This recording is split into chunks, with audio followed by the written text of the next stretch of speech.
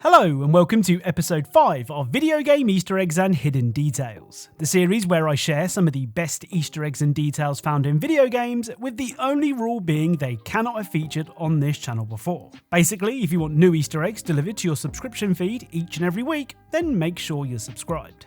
Anyway, without further delay, let's get started. Right, let's begin today's video with Find 100 Ducks and Blast Them. Now, despite already being a free game, Find 100 Ducks recently got some new free DLC in the form of the Season 3 update, because even games about shooting ducks need seasons now. Releasing just before Christmas, this update sees you blasting even more ducks, this time on a festive themed map, and once again, it's one of the most chill experiences in all of gaming.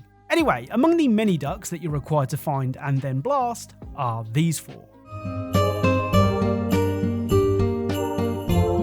So, these ducks are a reference to the boys from South Park, and unlike the American Truck Simulator Easter egg that we covered before, the developers have been nice to Cartman and not made his duck massive. Oh, and I did shoot the Kenny duck hoping for something to happen, but nope, he just dies. Oh my god, they killed Kenny! You bastard! So, the Nuketown map in Call of Duty has always had a really cool Easter egg to find, but for some reason, Nuketown 2025 in Black Ops 7 didn't. Well, that was until now. As part of the game's latest season, because even games about shooting people need seasons now, Treyarch have finally added the Nuketown Easter egg to the game, just the 4 months after the game's release. Now, to activate this Easter egg, you once again have to shoot the heads off all the mannequins on the map in under 2 minutes. I mean, that may sound tough to some of you, but I did it first try, even though I struggled to hit a standing target, so you should be fine. Anyway, after shooting the final head, this will happen.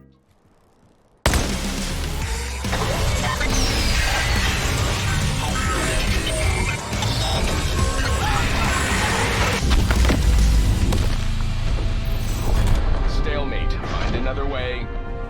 Now, I don't know if it's just me, but this giant mannequin reminds me of Liberty Prime from a couple of the Fallout games. And of course, COD did team up with Fallout, but I'm guessing this is just a coincidence. Still, you have to admit, it's a pretty impressive Easter egg, even if it is a little late. Now, because Terminator 2D is based on the film, you're going to see a lot of the scenes from the movie in the game. But I wanted to mention a couple in particular that I thought were really cool. The first one is a real blink and you'll miss it moment, and doesn't actually reference Terminator 2, which makes everything I just said pointless. Anyway, during this iconic chase section, the scenery is passing by at a pretty fast pace. But if we pause right here, we can spot the Big Jeff's Burgers mascot standing proudly outside of Big Jeff's. I mean, where else would he be? Well, next to the mascot is a moped, which is the same moped that Sarah Connor parked out front of the restaurant during Terminator 1. Guard it for me, Big Bands.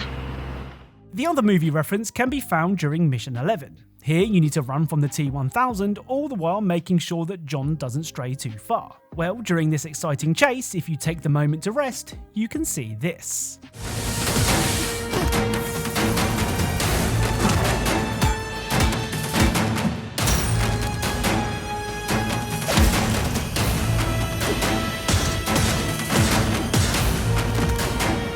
So this is the iconic fight scene from Terminator 2, reproduced faithfully in-game.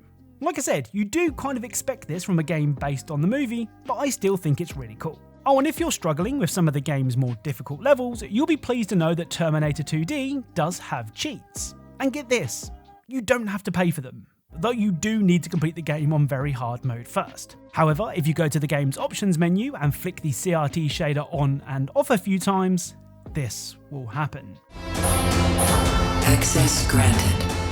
So, I don't know why, but flicking the CRT on and off will eventually give you access to the game's cheat menu, which includes things like infinite health, infinite continues, and infinite pipe bombs. Now, Atomfall is a game that provided us with a lot of Easter eggs when it released just over a year ago, but it's a game that I've been meaning to go back to so that I could mop up anything that I missed. And, well, here we are. First up is a simple piece of advice that many of you will have heard before, and if you haven't heard it, you might have learned the hard way. At this location on the map, you can find a minecart that says, "Don't dig straight down," which is of course the advice given to every Minecraft player ever. The next reference isn't anywhere near as recognisable. At this location on the map, you can find this.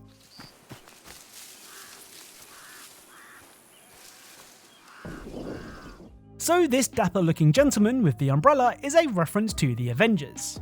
No, not that Avengers, the 1960 TV show featuring John Stee as a charming British agent. I mean, Atomfall was already full of British TV show references, so this is just another one to add to the list. Finally, in Robot Assembly, you can find this.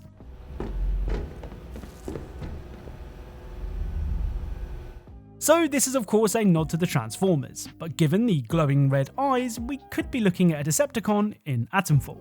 As far as I'm aware, there's no way to reach the bot, so we won't be rolling out anytime soon. Now, despite saying there wasn't much actual game in the High on Knife DLC for High on Life, granted there isn't much actual game here.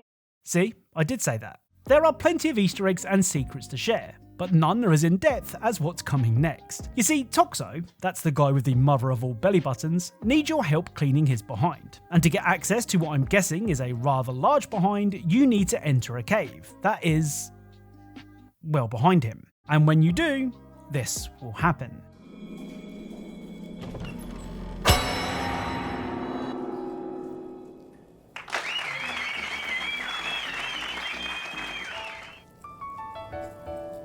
Making your way through a cave to a butt takes everything you got.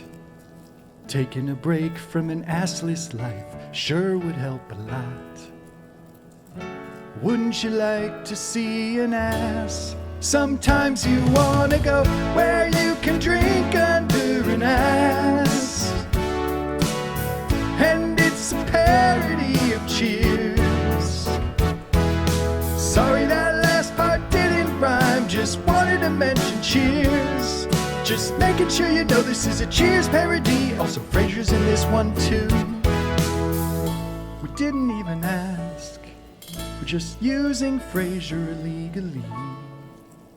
What the fuck are we looking at? So this is a brilliant reference to the classic TV show Cheers, with all the slugs in the bar a reference to characters from the show. You wanna go where everybody knows your name. Kelsey Grammer, aka Fraser, is the only actual human in the bar, and to be honest, I don't know why. Anyway, there's loads of dialogue and interactions that can be heard at the bar, far too many to show here, but if you're a fan of the show, then this place is a must visit. You know, a man who listens is very attractive to most women. Sorry, Cyan. Can you repeat that? She says guys gotta glisten nowadays if they wanna get chicks. Sheesh. You got any baby oil I could rub on myself then, Zam? Oh, and seeing as this DLC is all about your knife, when you finally complete it, you'll get to hear Knifey's opinion on the people that made the DLC. And in typical Knifey fashion, he doesn't have many nice things to say. Here are just a few of my favourite examples. Mikey Spano, what a dickhead. I'm making a vow to kill you for real. In real life. I'll do it. I'll become real and kill you. Keep one eye open, mate. Matty Stutterman, didn't I see your name in the God of War credits? That game made a lot more money than this. Why'd you come back here? Moron. Tom Engelhardt, lead animator. Oh, nice jiggle physics on Toxo's ass. Was that you? Really lovely stuff, very lived in. Colby Wall. Oh, so you think modelling an alien's anal cavity makes you an artist? Yeah, sure, let's ask Michelangelo what he thinks about that. Rob Fink, character artist. Yeah, you're a character, alright. Sorry, I don't know, I'm running out of stuff to say, there's too many people. So after giving Crazy Dave the all clear in the last episode, it's once again time to do our bit for humanity and separate the living from the still living but not for long. Our first person of interest is someone that I'm betting a lot of you are getting tired of seeing. Next survivor.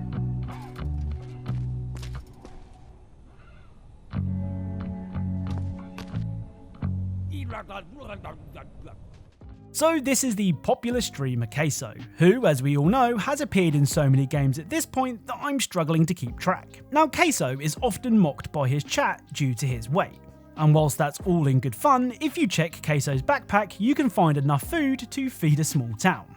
Or one very hungry Queso. Though I will say there is one thing missing from Queso's stash, and that's Queso's very own Nuclear Bombsicle Gamer Subs, which is one of my favourite Gamer Subs flavours. If you scan the QR code on screen or check the link in the description, you'll get 10% off your order and any order going forward.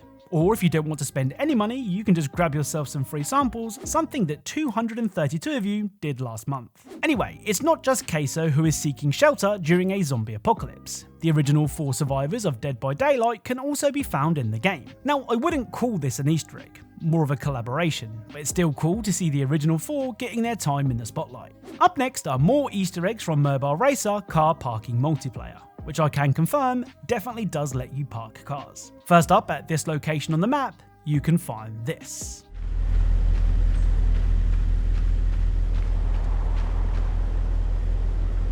So it's Thor's hammer Mjolnir, though unlike the hammer that we found in Storage Hunter Simulator, you can't pick this one up. The other car parking multiplayer Easter egg can be found at the beach, and is the most handsome Easter egg I've ever found.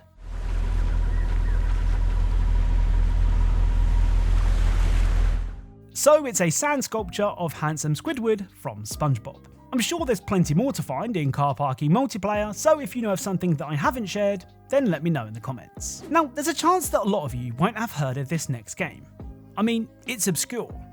No, seriously, that's the name of the game. Obscure 2 is a PlayStation 2 survival horror game that sees you playing as a group of teens, each with different skills and weaknesses. Now, all jokes aside, I actually hadn't heard of Obscure until I learned of this next detail. If you're a fan of survival horror games, particularly early 2000s survival horror games, there is a lot to like here. Now, one of the characters that you can play as is Amy, who is described as a smart young woman who can exploit her looks to get what she wants. She's also a lady that wears her underwear really high, as seen here. Well, later in the story, one of the survivors from the first game takes Amy hostage and says something very creepy. Shannon, come into my arms so I can tear you apart. Quick, over here! Check on the blonde. I wasn't too gentle with her. Ugh! What did you do to her, you bastard? Somebody please blow his freaking head off! I thought I taught you to respect women, Kenny. Now, I'm sure that you can guess what he's implying here, but perhaps you don't need to guess. You see, after defeating Kenny, it's not long until you take control of Amy again, except this time, her underwear is nowhere to be seen. So I think we're supposed to put 2 and 2 together to work out exactly what happened to Amy. If I'm honest, this is one of the darkest details I think I've ever covered. Right, let's end today's video with Waterpark Simulator. Now, Waterpark Simulator has quite a few cameos to find. I mean, you won't be surprised to learn that Queso's in the game, and he turns up just to steal your hot dogs.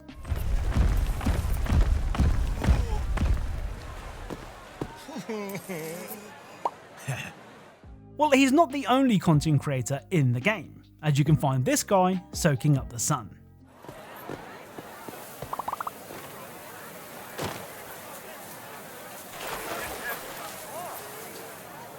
So admittedly, I haven't watched Markiplier recently, but I for sure don't remember him ever being this buff. So that's it. If you enjoyed this video, a like is appreciated. If you're a fan of Easter eggs and secrets in games, then make sure you subscribe and turn notifications on so that you never miss a video. And as always, thank you all for watching, and I'll speak to you all soon.